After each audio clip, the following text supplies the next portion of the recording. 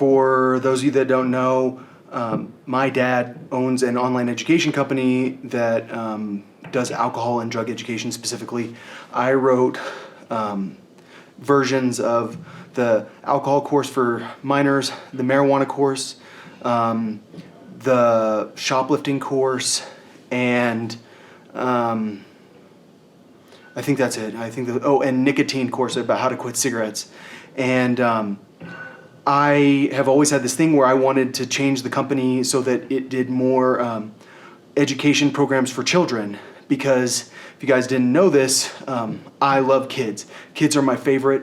I think they're so much fun, and I think there's nothing more important than teaching kids. And I think that a lot of kids just have trouble paying attention. And if you can give them something to pay attention to, they will flourish. And a lot of people are super boring. And so now what's happened with my dad's company is I don't work there.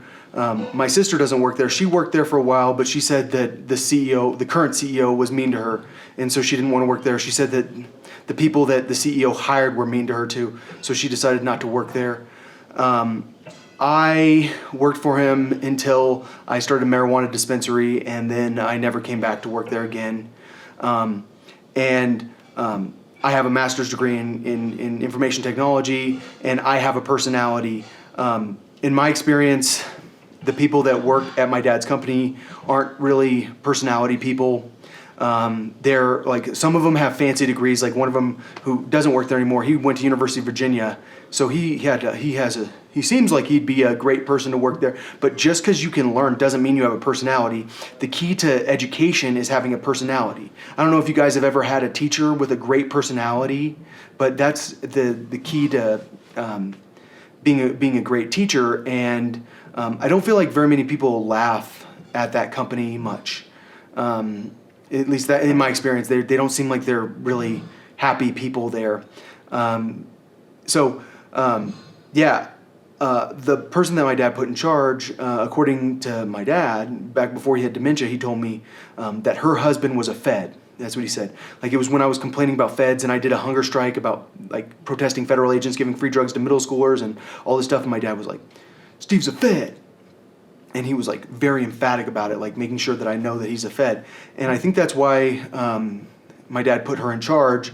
And according to my sister, the company's kind of gone downhill now. It's like basically their online education program is a bunch of PowerPoints, whereas before it had like it was more videos like I make on the internet with green screens and stuff like that were entertaining. In fact, the person that did the voice, did the acting in the video was a Fed. It was it was the CEO of the company's husband.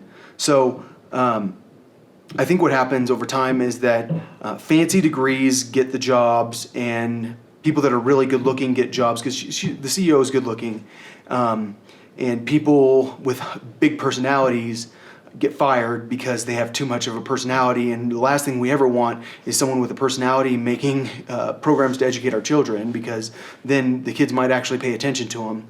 So that's why I want to start an online education company right now, separate from my dad's company. I have talked about it before. I want to do an online education program that's a comedy program that teaches cybersecurity.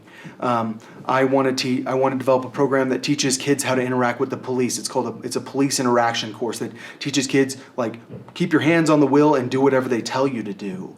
It's not that big of a deal. Just stay calm, put your hands on the wheel, and as long as they can see your hands, it's not a big deal. But it's more than that. It's teaching a lot of stuff like that. I wanted to develop a drug course that's more practical. It teaches kids about actual drugs. I wanted to develop a course that teaches kids how to read, but it's also games that teach kids how to read.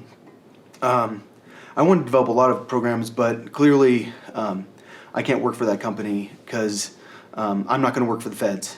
And I know it's kind of crazy that my dad's company can be controlled by feds, but I'm pretty sure that's the case, because why would my dad tell me that her husband's a Fed if he's not? I mean, it was pretty clear that he was trying to let me know that. The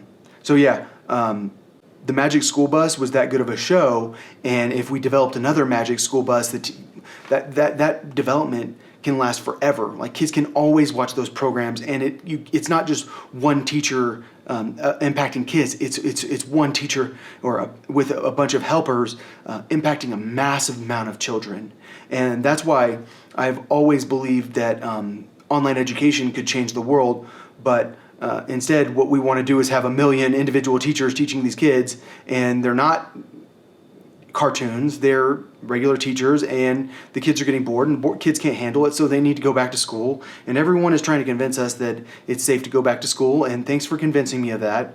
You didn't convince me, but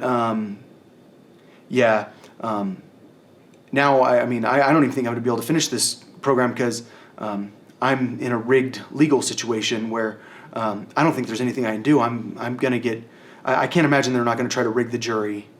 I mean, how could they not if they've rigged everything to this point? I mean, how is my case still going when the police destroyed evidence like this? They're about to have me declared incompetent. They're like making sure that I am screwed.